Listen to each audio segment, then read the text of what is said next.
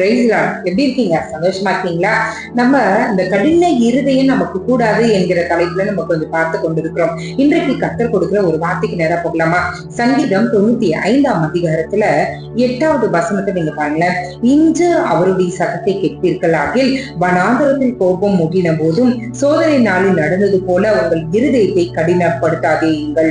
இன்று அவருடைய சத்தத்தை கேளுங்க. உங்களுடைய இருதயத்தை நீங்க கடினப்படுத்தாதீங்க.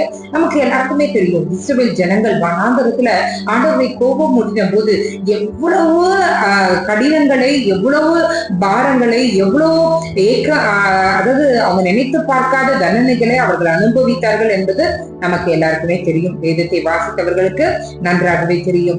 இன்றைக்கு ஆண்டவர் சொல்றாரு, எப்ப அவங்க இருதயத்தை கடினப்படுத்தாவே என் சத்தத்தை கேளு. என்னுடைய சத்தத்தை கேட்டு நீங்க நடந்தீங்கன்னா ஆண்டவர் வைத்திருக்கிற அந்த கானான் தேசத்துக்கு, அந்த பரம எருசலேமுக்கு நம்ம எல்லாரும் எடுத்துக்கொள்ளப்படுகிற ஆத்துமாக்களை நீங்களும் நானும் இருப்போம். இதைதான் இந்த வசனம் சொல்கிறது. அவருடைய சத்தத்தை கேட்கணுமா? உங்களுடைய இருதயத்தை கடினப்படுத்தாதீங்கள் என்று ஆண்டவர் சொல்லுகிறத நம்ம பார்க்கலாம். யோசித்து பாருங்கள். ஆண்டவருடைய இருதயத்தை, அதாவது நம்மளுடைய இருதயத்தை கடினப்படுத்தி ஆண்டவருடைய இருதயத்தை துக்கப்படுத்தினாங்கன்னா நம்மளுடைய வாழ்க்கையில நடக்கிற விளைவுகளை பாருங்க. கொஞ்சம் யோசித்து பாருங்களேன். எத்தனை பாடுகளை இஸ்ரவேல் ஜனங்கள் அனுபவித்தார்களோ அந்த பாடுகளை நம்முடைய பிள்ளைகள் அனுபவிக்க வேண்டாம், நம்ம அனுபவிக்க வேண்டாம்.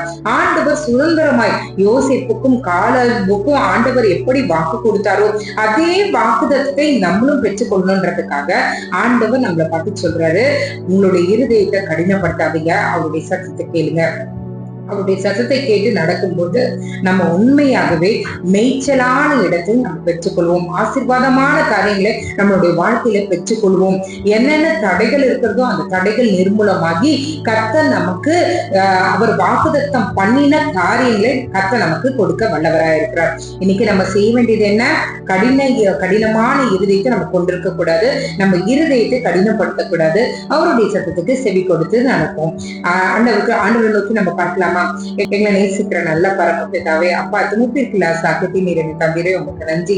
இஸ்ரவேல் ஜனங்களைப் போல இந்த சத்தத்தை கேட்காமல் அன்றைய எங்களுடைய இருதயத்தை கடினப்படுத்துகிற வணங்காம இருந்துள்ள ஜனங்களால் நாங்கள் இல்லாதபடிக்கு இந்த சத்தத்தை கீழ்ப்படிந்து நீர் விரும்புகிற காரியங்களை மட்டுமே எங்களுடைய வாழ்க்கையில நடத்துகிறவர்களாய் செய்கிறவர்களாய் நாங்கள் இருக்கணும். ஆண்டவரே அப்பா, ஜனங்கள் இருதயத்தை கடினப்படுத்தினதுனால சுற்றி போக பண்ணின தேவன் எங்களுடைய வாழ்க்கையில நியாயமாய் நாங்கள் பெற்றுக்கொள்ள வேண்டிய ஆசீர்வாதம் எங்கள் கையில கையில பிடிக்கிற அளவுக்கு இருக்கிற ஆசீர்வாதத்தை கூட நாங்க இருதயத்தை கடினப்படுத்துகிறதுனால சுற்றி போக வைத்து அன்றே அது நெடுநாள் கழித்து கிடைக்கிற மாதிரி நாங்க பண்ணிக்கொள்ளாதபடிக்கு ஞானமாய் உங்களுடைய சத்தத்துக்கு கீழ்ப்படிந்து அன்றே எங்களுடைய இருதயத்தை கடினப்படுத்தாதபடிக்கு ஆவியானவரே எங்களுக்கு உதவி செய்ய எங்க இருதயத்தை ஒருமுகப்படுத்தி அவருடைய சத்தத்தின்படி கீழ்ப்படிந்து நடக்கிற ஜனங்களாய் எங்களையும் எங்கள் குடும்பங்களையும் நீங்க மாற்ற வேண்டுமாய் நாங்கள் ஜெபிக்கிறோம். ஏசப்பா, நிறைய ஆசீர்வாதங்கள் ஆண்டவரே எங்களுடைய கையில கிடைக்கிறது ஆண்டவரே நடுவி போகிறதுக்கான காரணம் ஆண்டவரே எங்க இருதயத்தை நாங்க கடினப்படுத்தினது மட்டும்தான் ஆண்டவரே. உங்க சத்தத்துக்கு கீழ்ப்படியாம நடந்தது மட்டும்தான் ஆண்டவரே. அப்பா, இந்த இரவுல நீங்க பேசினதுக்காக உமக்கு நன்றி. எங்களுக்கான ஆசீர்வாதங்களை நாங்கள் பெற்றுக்கொள்ள தகுதியுள்ளவர்களாய் ஆண்டவரே எப்பொழுதும் உங்களுடைய சத்தத்தை கேட்டு நடக்கிறவர்களாயும் இருதயத்தை கடினப்படுத்தாதவர்களாயும் இருதயத்தை ஒருமுகப்படுத்தி அந்த சத்தத்தின்படி உங்களுடைய சித்தத்தை செய்கிறவர்களாயும் எங்களை வைக்க வேண்டுமா நாங்கள் ஜெபிக்கிறோம். இந்த இரவுல உறக்கம் இல்லாமல் தவிக்கிறவர்களுக்கு நல்ல உறக்கத்தையும் சமாதானத்தையும் சுகத்தையும் பலத்தையும் என் கர்த்தர் கட்டளையிடுவீராக.